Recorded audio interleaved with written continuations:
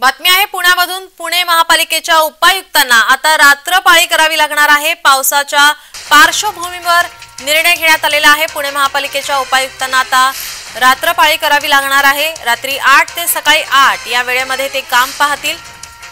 महापालिकेच्या आपत्ती व्यवस्थापन कक्षातून त्यांची शहरावर नजर असेल।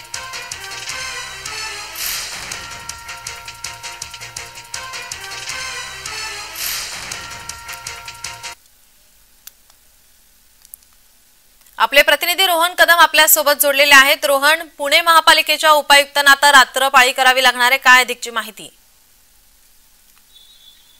नीलम, खरं तर गेल्या काही दिवसांपासून पुणे शहरामध्ये मोठ्या प्रमाणामध्ये पाऊस पडतोय आणि पाऊस पडल्यानंतर पाण्याचा निचरा होत नाहीये। अनेक सोसायट्यांमध्ये हा पाणी शिरतोय, घरांमध्ये अनेक पाणी शिरतोय आणि त्याच्यामुळे महापालिकेच्या अधिकाऱ्यांना अलर्ट राहण्यासाठी जे आहे ते आता हा महापालिकेच्या आयुक्तांनी निर्णय घेतलेला आहे।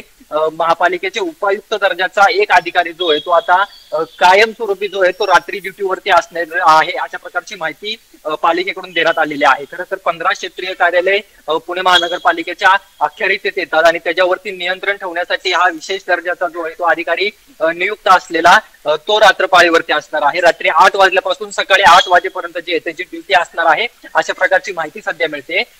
तातडीने जे आहे ते उपाययोजना करता यावेत, तातडीने आदेश जे आहेत ते महापालिकेकडून मिळावेत आणि यामुळे जे आहे ते अशा प्रकारचा निर्णय घेतलेला आहे। त्यामुळे आता आगामी काळामध्ये जर का पाऊस पडला तर या अधिकाऱ्यांकडून नेमकं कसं काम केलं जातंय आणि या अधिकाऱ्यांच्या सूचना ज्या आहेत, आदेश जे आहेत ते खाली ग्राउंड लेवल पर्यंत कसे पोहोचतात आणि नागरिकांना जे आहे ते कसं त्रासाला सामोरं जाऊ लागणार नाही, हेच पाहणं महत्त्वाचं ठरेल। नीलम, रोहन, हा जो निर्णय घेण्यात आलेला आहे हा फक्त पावसाळ्यापुरताच मर्यादित आहे का?